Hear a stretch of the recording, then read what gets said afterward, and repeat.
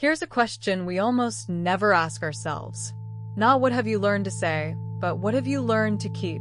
Think of the things you carry that you've never quite told anyone, an experience you protect by staying quiet about it, a truth that's still forming and isn't ready for words, a confidence someone handed you that you've faithfully never repeated.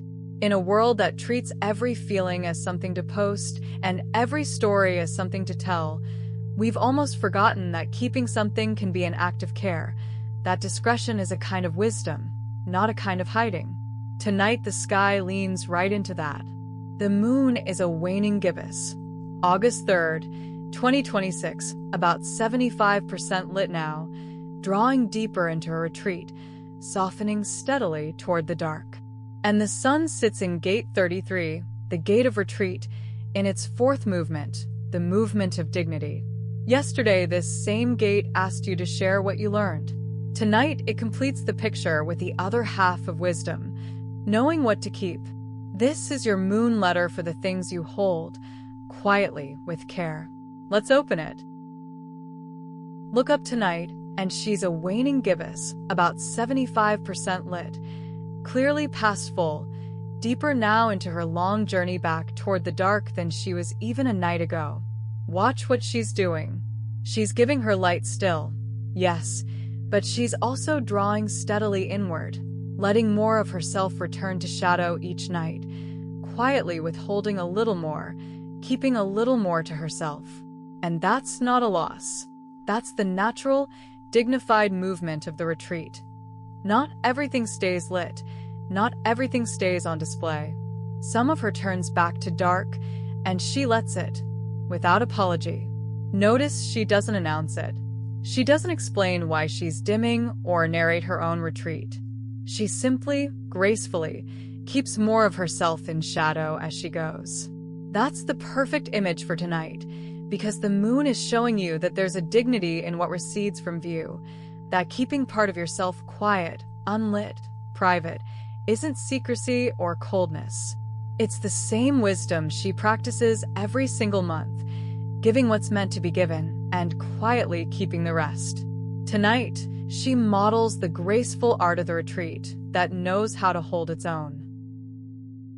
The energy tonight is warmth that also protects, Leo's generous heart, having learned that caring for people sometimes means keeping quiet, not speaking up.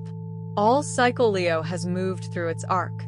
The blaze of being fully seen at the full moon, the turn inward, the reflection, and yesterday, the generous telling of what it learned.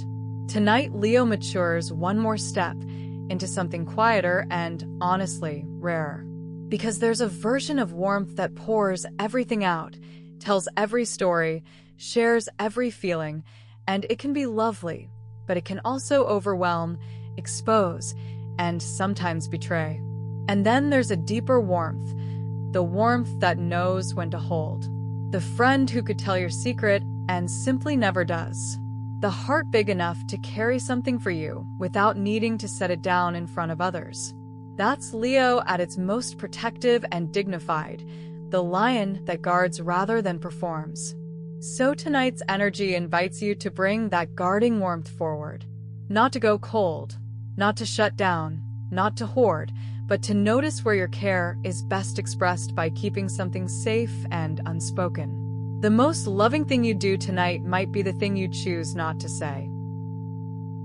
In human design, the sun is in gate 33, the gate of retreat, and tonight it's the fourth line whose name is dignity. If yesterday's third line was the storyteller who tells what the retreat taught, tonight's fourth line is its necessary counterweight, the one who knows that some of what the retreat taught is meant to stay in the retreat. Gate 33, at its heart, is about the value that comes from pulling back, and the fourth line adds a crucial refinement. It says, the wisdom of retreat isn't only in what you bring back to share. It's also in what you have the discretion to keep. This line carries the dignity of the person who can hold a confidence, who can keep to themselves the things that are best not spread around, who understands that not every experience is improved by being told. In the old descriptions, this is the line of the one entrusted with secrets, precisely because they've proven they can keep them. There's no shadow of hiding here, no shame, no repression. It's the opposite. It's the maturity to know that privacy protects meaning, that some truths are diminished the moment they're made public, and that discretion is one of the quiet marks of a trustworthy soul. So, Gate 33, fourth line, completes the arc with grace.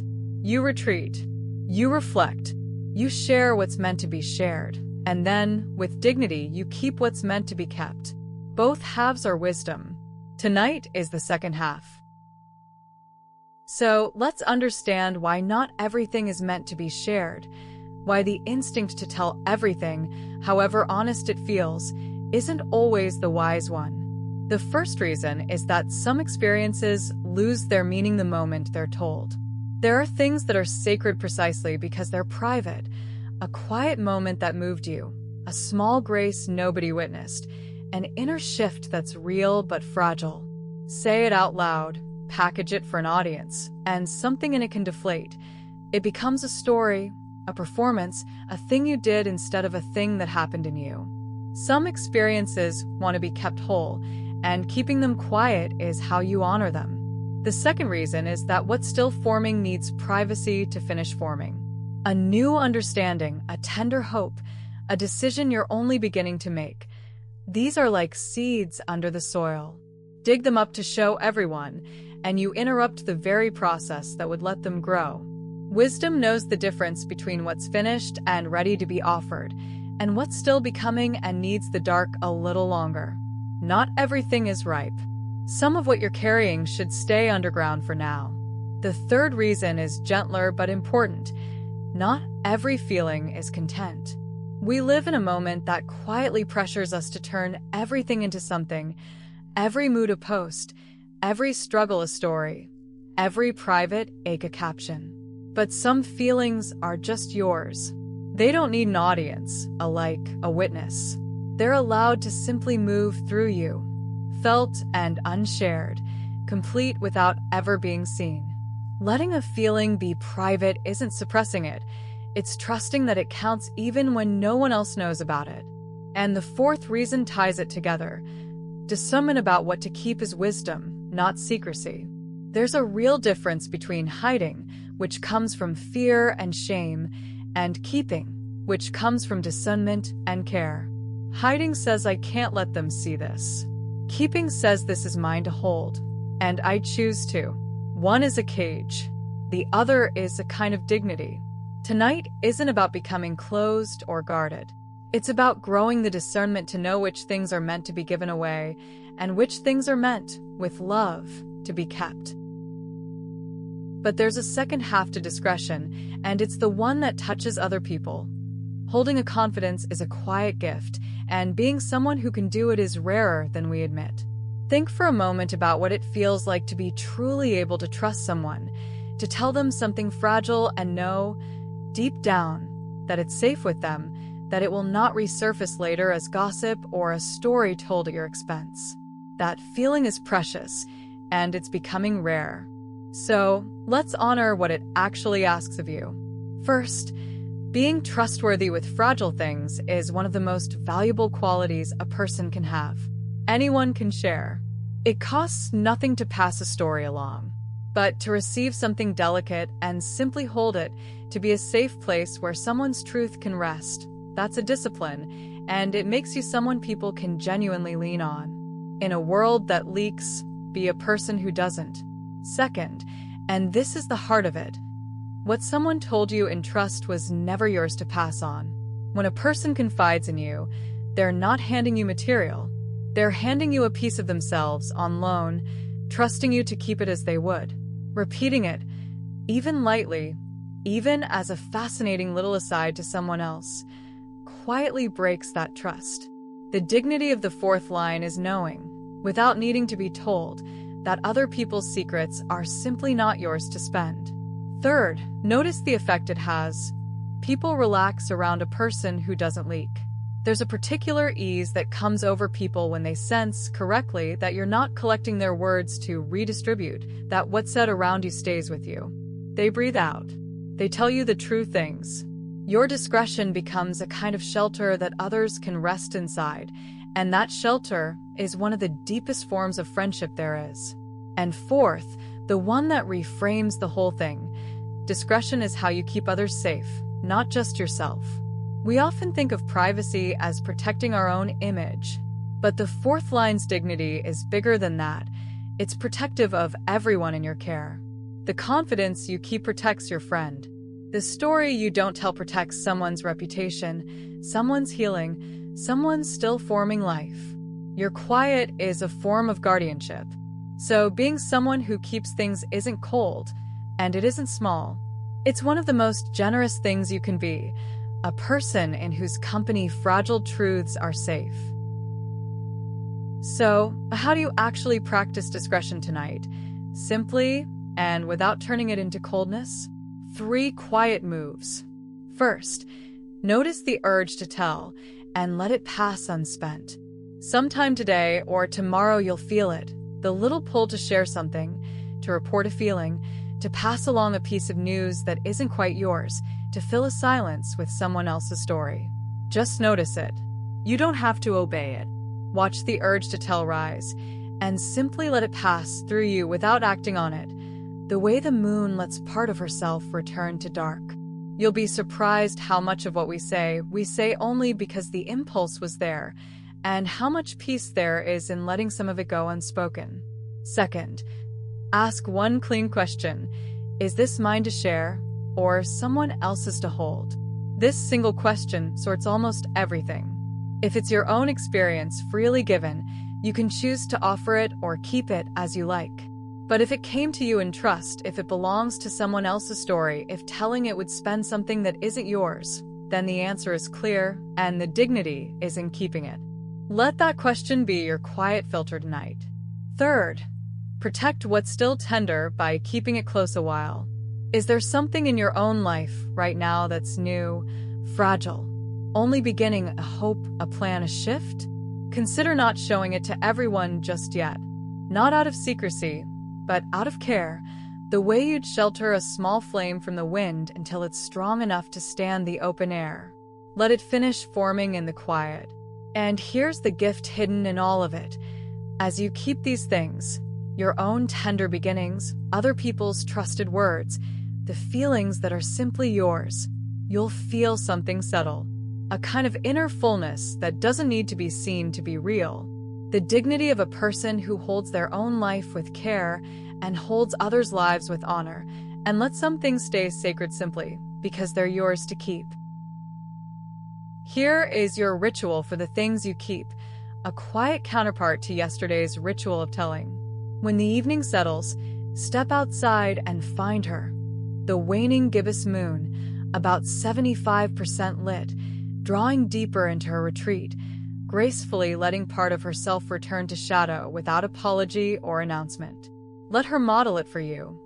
The dignity of what recedes from view, the wisdom of keeping some of yourself quiet. Then, standing there, name one thing you'll keep private, not hidden out of fear, just kept because it's yours. Maybe it's a tender experience from this cycle that you'd rather hold whole than turn into a story. Maybe it's a hope that's still forming and needs the dark a little longer. Maybe it's simply a feeling that doesn't need an audience. Name it silently and feel yourself choose to hold it, the quiet fullness of something real that no one else needs to see.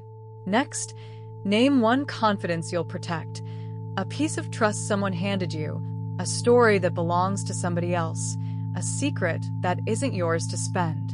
Silently promise to keep it the way you'd want yours kept.